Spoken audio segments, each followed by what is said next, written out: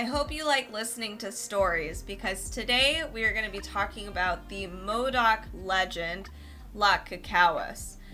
Also, just to share this tidbit of information, I did try to look up all the characters in the story, their pronunciations, and it was very hard to find everything. So if I'm doing this incorrectly, I apologize ahead of time and would love to be corrected. I want to know how to say all of these names in the proper way, so just be sure if you do know, you can list a link down below or feel free to DM me in my socials. I'd love to hear it. The most of the Modoc people lived near Klamath Lake in Oregon and Northern California. This is really close to where I live, so I'm really excited to share this story with you because there's so many tribes all across the United States, all with vastly unique stories, cultures, people, traditions. This is an opportunity to learn more about the Modoc people, so let's get to it. The story I'm going to be telling you today is a Modoc primordial myth. It's really difficult to find details on Modoc mythology because it's not necessarily openly shared, and it's possible things have changed over time. Let's talk about who the Modocs are before story time.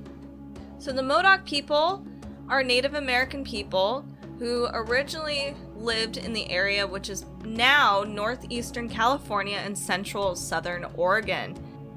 Currently, they are divided between Oregon and Oklahoma. There are about 600 Modoc that live in Klamath County, Oregon, in and around their ancestral homelands. This group includes those who stayed on the reservation during the Modoc War. We won't be going into the Modoc War, but it is very important to American history and to Native American history. I highly recommend doing some research. You can find more links in my description down below. This group also includes descendants of those who chose to return in 1909 to Oregon from Indian Territory in Oklahoma or Kansas. So the Modoc are part of the Klamath tribes, which include other Native American tribes.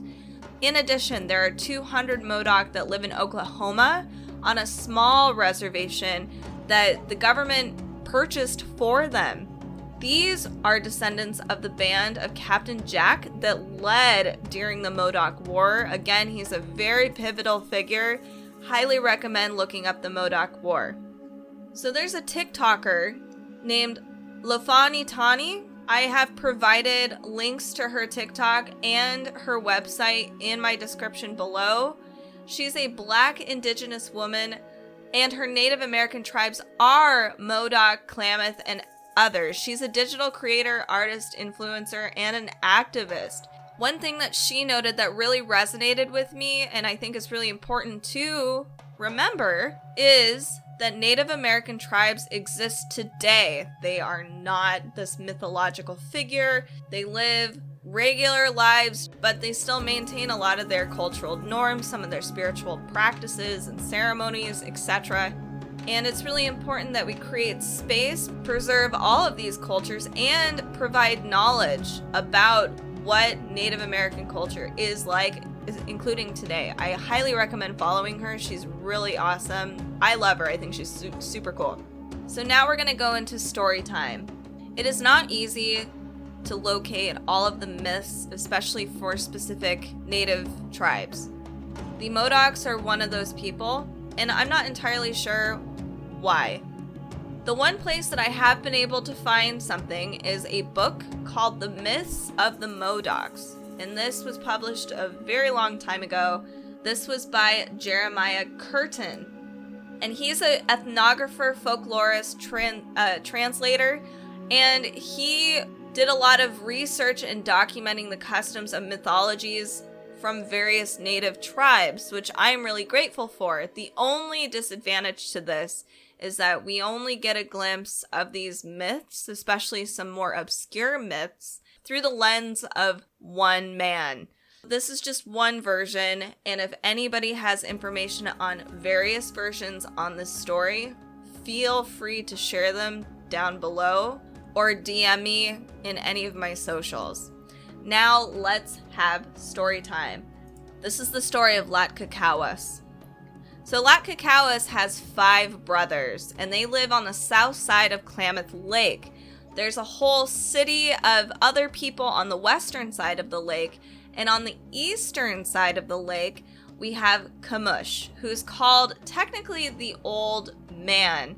And in Modoc legends, Kamush is basically the creator god of the Modoc tribe. He's a big deal, and there's a lot of mythology surrounding Kamush. But back to Latkakawas. When she was at work, she usually looked like a common old woman. But the thing that was weird about her is if she shook herself, she would become a young, blue, and beautiful woman. People would often see Latkakawas standing on the top of her house, looking blue and beautiful, but as soon as they would go towards her, she would change into an old hunchback woman. Now, the young men in the western village were incredibly curious, and they were kind of making a game out of this. They wanted to try to steal a glance at Latkakawas before she would make herself an old woman. And they really wanted to talk to her. A lot of them just really wanted to marry her. So every man tried, but Latkakawas was never young when they would come towards her. She would always be this ugly, haggardly lady. They would even go as far as to try to hide or sneak up to her and try to get a small glance, thinking she couldn't see them. But she felt it, she knew, and so she wouldn't turn into her blue, beautiful self. Latkakawas' brothers were never around when this happened. They would usually go off to go catch some salmon, and then they would dry them. And by the time they would come home, it was dark. So Latkakawas was at home, tending to meals, gathering seeds, doing a lot of the hard labor. Latkakawas approached her brothers, and I kind of love her brothers because they just seemed so dismissive of her. She says that these young men keep harassing me. They keep trying to look at me, and because I look old and haggardly, they're just constantly making fun of me. The brother kind of pushes this aside and is like, how long will it take you to get all the seeds you need gathered? And then Latkakawas says, tomorrow. The brother says, when the seeds are ready, we can take you with us to the island and no one will bother you. So that seems fair. Then she won't have to worry about these really creepy guys peeking in on her. Now there's something interesting though. There's a young man who is just as blue and beautiful as Latkakawas. And his father kept him in an underground place, and no one ever saw him except for when he went out to bathe or swim. Now, the people pressured the father into trying to get his son to actually lure Latkakawas or get a glance at her. So the old man goes to his son and says, you look just as beautiful and blue as this woman, so maybe she'll like you and take you for a husband. And of course he's like, well, if everybody else has done it, why would I want to do it? Nobody's been successful. So the father ends up convincing him because, he's so beautiful, he must be able to do it. The father explains that every time the sun comes to the edge of the sky, Latkakawas shakes herself and goes to the top of the house to watch it, and she's gorgeous and blue and young. And if you travel under the ground, you will get near her before she sees you, yet again, trying to be all sneaky. They decide to try this. The young man was nearby, under the ground, with one eye looking out at her. So Latkakawas, of course, knows. But the thing is, she didn't actually change into an old woman. She said to herself that this man pleases me. He is not like the others. He isn't making fun of me. He's not laughing at me. And probably this man is also beautiful, so that's a thumbs up.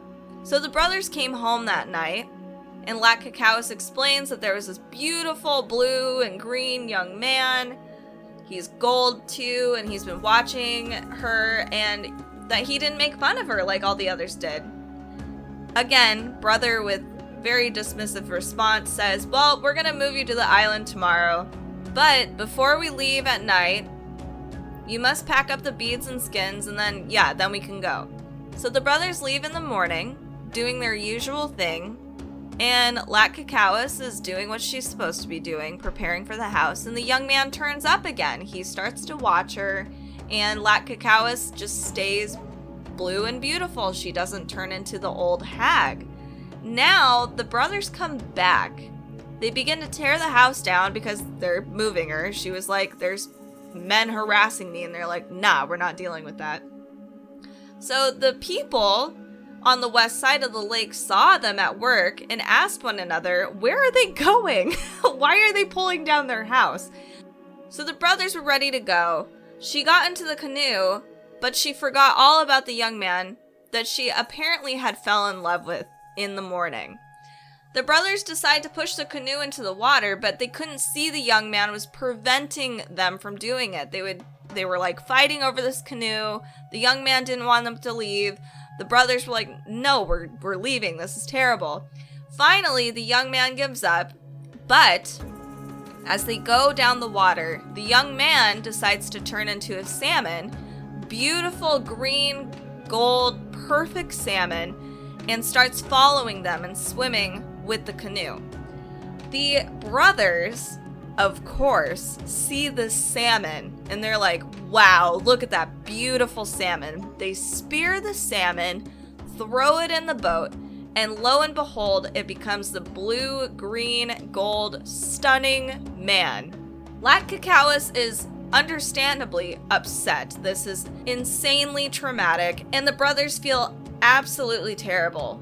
They decide to go back to the shore after seeing that this man is dead in their canoe, and they prepare for a proper burial. They burn his body with a bunch of other things, and when his body turned to ash, a bright, beautiful disc was left behind. It was in the shape of the crown of the young man's head. Latkakawas sees it and decides to take it. One of the brothers had an idea. He says to Latkakawas, you need to take it to Kamush, the creator of the Modocs, and that his sweat house is actually in a place across the way. And Kamush can bring men back to life if he only has one hair of his head to work with, essentially. So Latkakawas says to her brothers, if Kamush doesn't bring my husband to life, you're never gonna see me again. And that was it. She decided to go on her journey. So she's going to Kamush's sweat lodge, and she travels all day. At night, she decides to camp, and this isn't that far from the sweat house. So apparently, Latkakawas decides to give birth the next day. So she has a baby.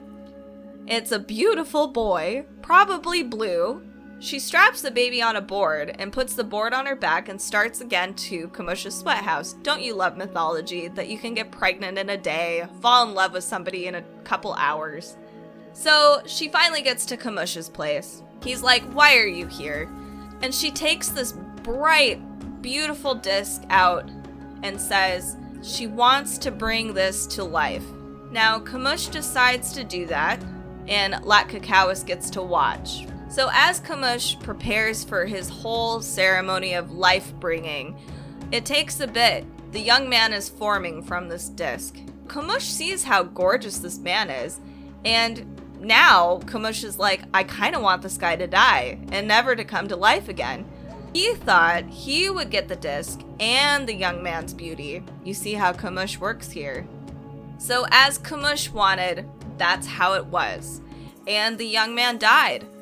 Latkakawas, again, absolutely heartbroken, decides to convince Kamush to add more fuel to this fire, and she decides to jump on the fire, including trying to take the baby with her. Kamush saves the baby from this, and Latkakawas and the beautiful gold, blue, green man both pass.